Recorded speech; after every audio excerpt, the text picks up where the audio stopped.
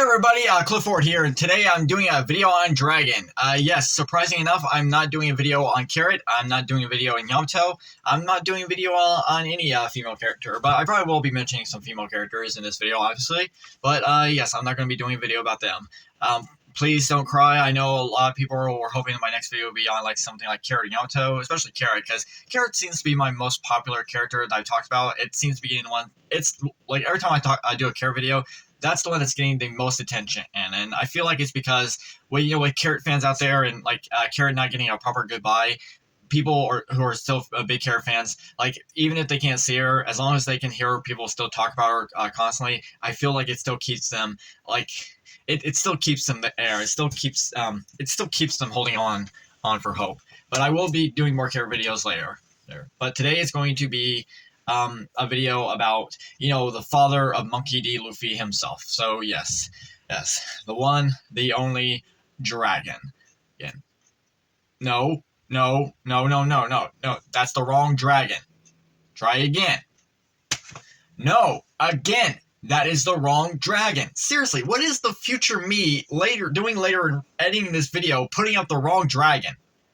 Not the one that looks like a dragon, the one that is named the Dragon. That's better. Yes, that's the one. Seriously, what am I even doing in the future?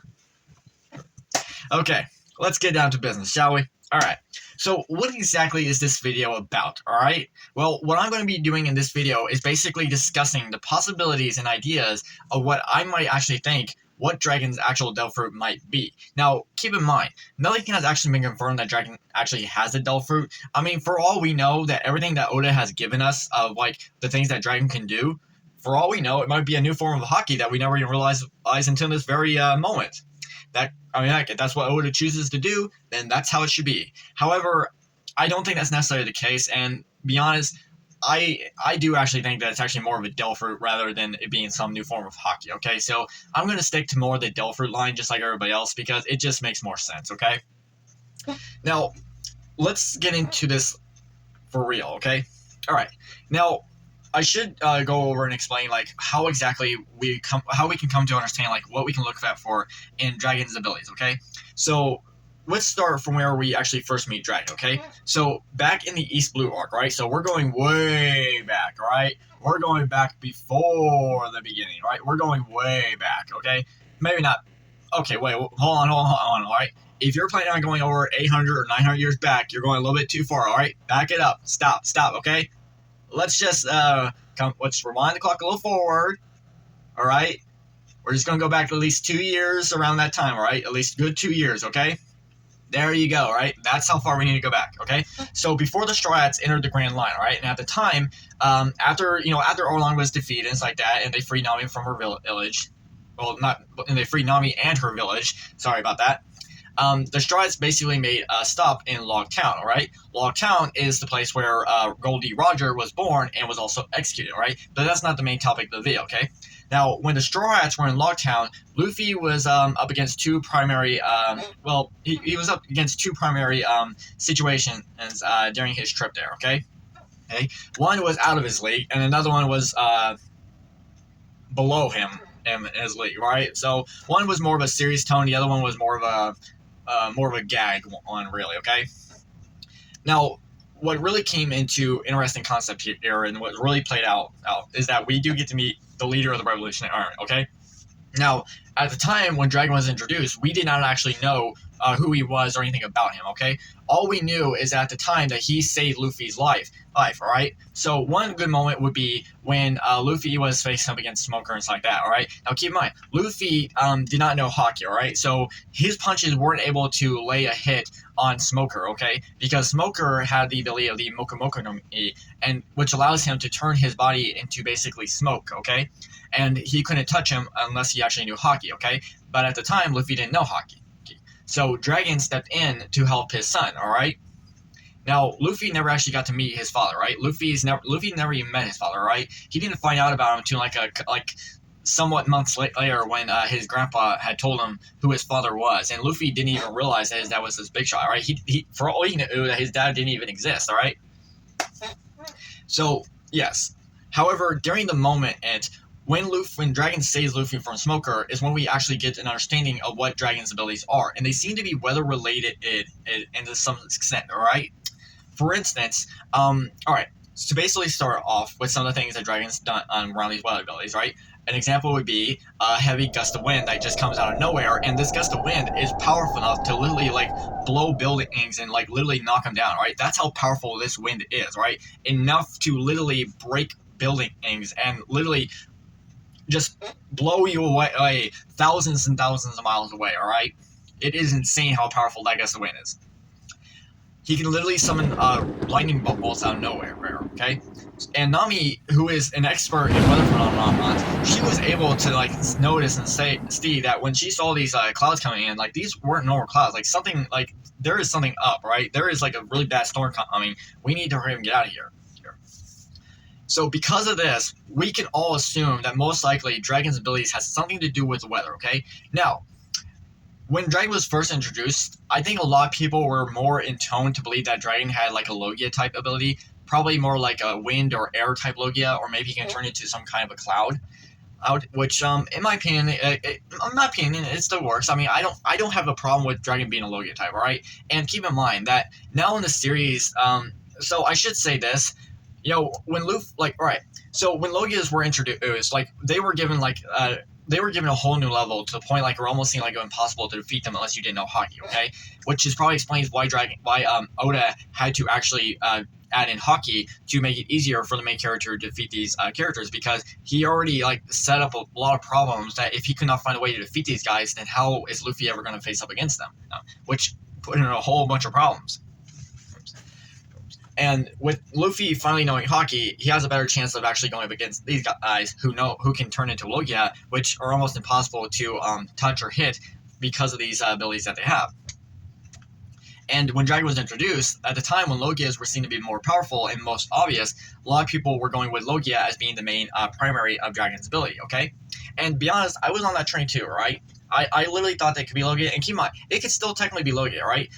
Just because a character is Logia type does not make them necessarily weak, okay? So take for instance like Akainu, okay? Akainu, who has the magma fruit. Just because he has this ability does not make him any less weaker than Luffy, who finally knows Haki, all right? So basically, like, he knows Haki as well, and then even if Luffy does like wield Haki, it doesn't mean that he can instantly just take out Akainu in one shot, all right? The battle is still going to be intense, okay? So there's nothing against saying that whether or not Dragon doesn't have a Logia or not does not make him weak or anything like that. He's still going to be a force to be reckoned with, okay? However, as the series goes on, Oda sort of introduces us a brand new concept of zone types, all right? Zone types are basically the devil fruit category that allows you to turn into an animal, okay? And one of the most rarest and really the rarest and most unbelievable one of all is probably the mythical category, allowing you to turn into a mythical animal rather than an actual living-sized animal necessarily, okay? So there are three categories of zone types, right? There's the ancient, mythical, and then there is the carnivorous, okay? The carnivorous ones is basically the versions that exist now and today, all right? The mythical ones are based on mythological beings and creatures and that kind of, right? The ancient models are ones that are based off of ancient animals that existed a long time ago that are no longer alive today, okay? Which brings me into what I really think Dragon's abilities are, okay? So what I actually think Dragon ability is that I actually think that Dragon might actually wield a mythical zone type, okay? Now, you're probably wondering and asking why, okay? Well, all right, so I should say that I don't have 100% guarantee, and I'm not trying to say that it has to be this, okay? So I don't have a problem with Dragon's, like, all right, look, I don't have a problem if Oda reveals Dragon's ability to be a Delphi ability. I don't have a problem if it's Paramecia, Zone, or Logia, all right? I don't have a problem with any of that. It could be any one of those, okay? I'm just sort of giving an idea, okay? And I can actually see this as being a true possibility, and as I explain it, you'll probably understand why, okay? So what do I believe Dragon's actual mythical zone type is, okay? Well, if everyone's familiar with this, to go into like Chinese mythology here, there is something known as the four symbols, okay? And the four symbols basically refer to as four animals in terms of these four constellations, okay? All right. So the four symbols that we have are obviously the Seiryu, known as the Azure Dragon. We have the Suzaku, the vermilion bird. We have the Byaku, white tiger, and we have the Ginbu, the black tortoise. All right. Now these names I just listed, they're actually the Japanese versions of the Chinese name. But I went with the Chinese names because due to the fact that One Piece is a Japanese manga series, I went with those names in reality because if these names were like, if Oda was going to go with these animals, he'd most likely go with the Japanese name rather than the original name. Okay. Now, interesting thing about this is that we actually have already met one of these animals' names, all right, and that would be the Uonomi model Seiru, or the fish fruit model Azure Dragon, which is Kaido's Devil Fruit, okay? Which actually leaves a very good possibility that will we meet these other ones, right? Will these other ones actually be existed in the series, right? And truth be told, I think they could be. Maybe not all of them, maybe one more, or maybe all, right? Now, you could say that we've already met the Vermilion Bird thanks to Marco, okay? Marco has the Tori Tori no Mi mythical model Phoenix, all right? So he can basically transform into a Phoenix, all right? And Phoenixes, like, while they are, like, different animals from a different mythology reign, they do have, like, a similarity to the actual Vermilion Bird, right? There is, like, some similarities there, but they're not exactly the same thing, okay? So what I actually think Dragon's actual Devil Fruit ability is, and what the actual zone type is actually the Neko no Mi mythical model Byaku. Or if we're actually translating this English, it would be the Cat Fruit mythical model White Tiger, okay? Now, why the White Tiger, okay? Well, let's go over this necessarily, all right? So one of the main elements of the White Tiger, okay? One of the main things of the White Tiger's element is actually the element of wind, all right? It's literally like, all right, so it's basically said that when this tiger roars, its roars is as powerful as the wind as a hurricane, all right? Which actually makes a lot of sense when you think of Dragon's abilities seem to reflect wet weather, and one of the most powerful things that he shows us was his wind, all right? He basically let out a powerful gust of wind, so powerful it was enough to, like, literally blow flames of fire out in an instant, all right? Enough to, like, literally knock buildings, as I said before, okay? That's how powerful his wind is, okay? And to be honest, like, I don't think a Logia wind would have that capability unless you, like, literally uploaded it to a whole new level, okay? Another thing to go over necessarily is that if you look, all right, so basically, let me start with this, all right? So back when Yamato's Devil Fruit, before Yamato's Devil Fruit was revealed, right? One of the most interesting things that a lot of people theorized that Yamato's Devil Fruit was the mythical White Tiger, okay? And a lot of people were saying this because it fit so well and seemed to be like a good match or good idea up against Kaido's Devil Fruit, the Azure Dragon, okay? Now, at the time, when Oda finally revealed Yamato's Devil Fruit, which is actually the Inonino no Mi mythical model, Okuchi no Makami, okay? I do apologize for my lack of mispronunciations and getting confused on some of these Devil Fruits. I'm trying to get my mind straight here, okay? Okay. So since Oda sort of revealed to us the Devil Fruit, it did kind of feel like upsetting that it didn't come true. However, I'm okay with it being the Inunino no Mi, right? I don't have any problems with it at all, right? However, I did really enjoy the White Tiger one, right? And to be honest, I would actually hope that maybe someday we actually do get to see the White Tiger, okay? And I actually think we probably could see the White Tiger, okay?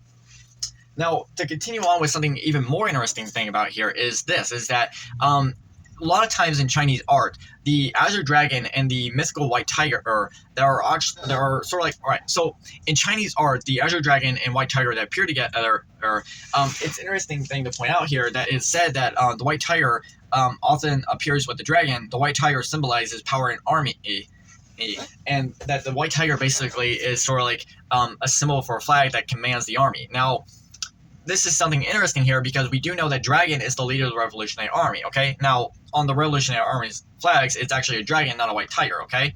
But that would probably spoil too much evidence, right? But think of it this way, okay? We have a main character named Dragon, okay? And imagine the irony or the twist of it if he can actually turn into a tiger, okay? And to be honest, like, if we're really going to give, because think about it, Dragon's Devil Fruit, his Devil Fruit was something so powerful and so intense that the world government basically wanted, okay?